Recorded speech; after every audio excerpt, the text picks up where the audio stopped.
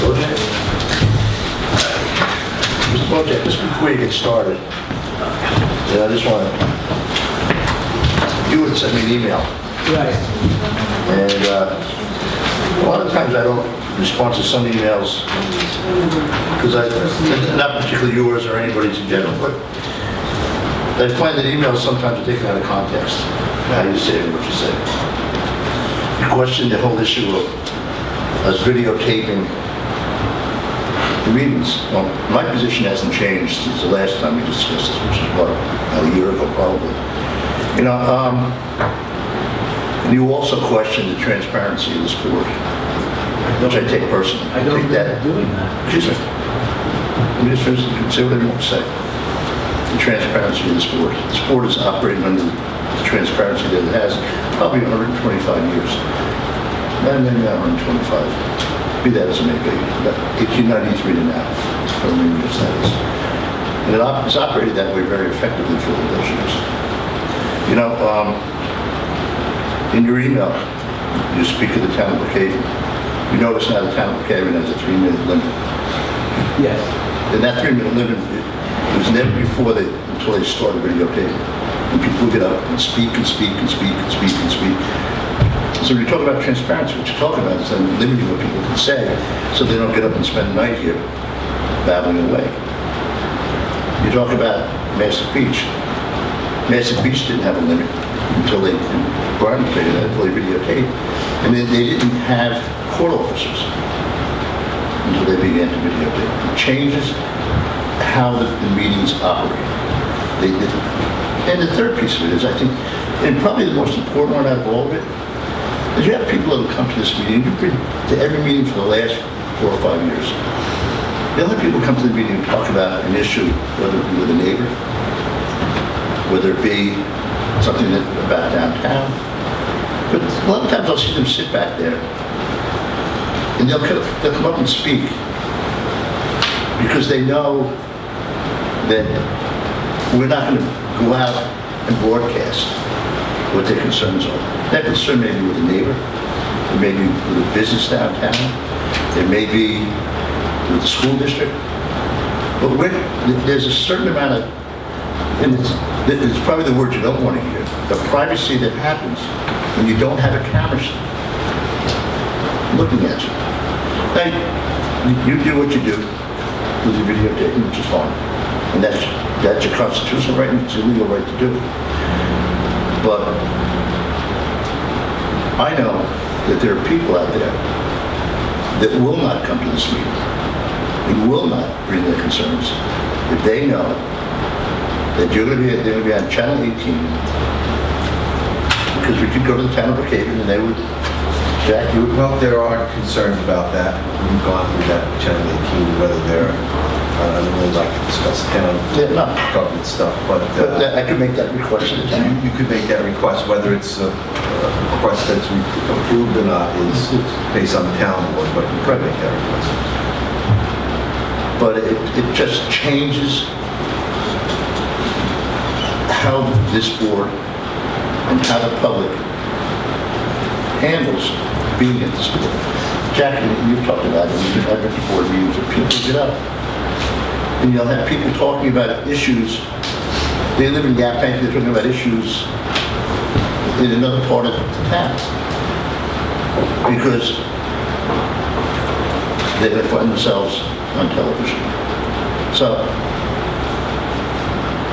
it is not something, and I did not want you to think that I was ignoring your email, but I also didn't want to have this conversation just between you and I wanted to have the conversation publicly so people understand exactly where I come from when it comes to videotaping.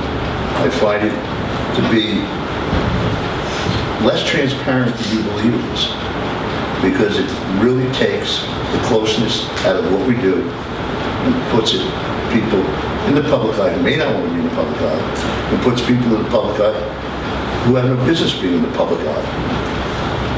And it will create something where, you know, we've talked about time limits.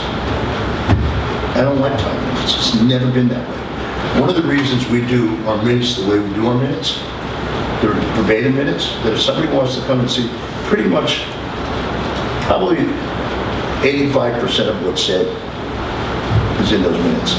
You miss some pieces determined not to put in because they may be adversarial in nature, that they're attacking someone else, whether it's a comment that's inappropriate for a meeting. But 85% of what's said at this meeting, in a meeting like tonight, probably 95% of it. Sometimes you miss something because that thing goes a little lacking. Sometimes you miss something because when it's typed, people do it certain ways. So that is where my position firmly has been, and it will be here if it's for another 8 months or another 4 years and 8 months. But I just have a real sense that we don't do a service to the community by putting down 3-minute limits, making it uncomfortable for them to speak, and putting people up who are here for the sole purpose of speaking to the camera, not speaking to the board.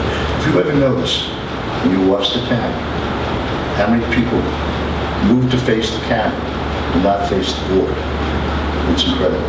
Even sometimes with your little camera there, I'll see people posturing themselves more to look at the board and speak to the camera and speak to the board. So I don't know whether the rest of the board has any comment. Well, yeah, I deal with it on a regular basis, and I tend to agree with you on many cases that people do speak to the camera.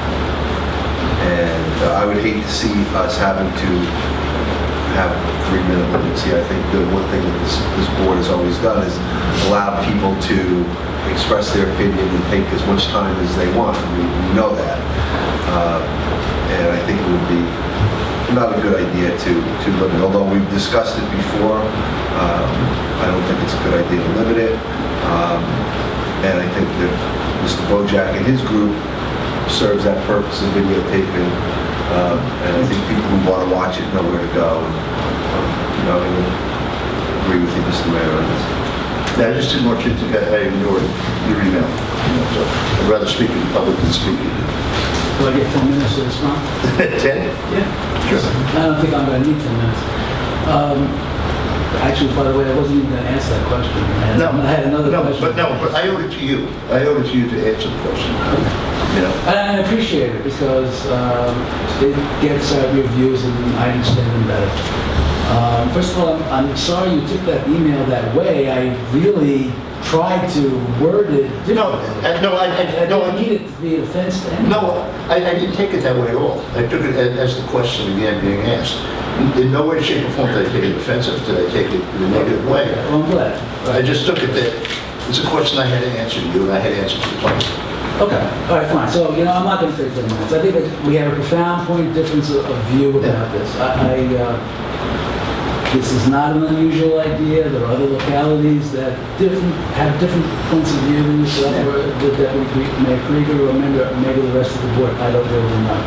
I'm with those boards that have decided to let the public see the proceedings of the other government officials. I believe that's what this is all about, and it's always been about. And I think it does provide a very good service because, from the very beginning, what I said about these films is this: you'll see everything, and what you're going to see is mostly the good and not the bad. Because I believe that to be the truth, actually, and that I think is what we have done. Now we're a private group; we can't do this forever. It's as simple as that. And we're going to discuss that now as a group as to what we're going to do in terms of our future direction, which is why really I had emailed you. Not necessarily to pressure you so much, but for us to decide how long we can continue to do this as a private group. So that's it. Thanks. Thank you.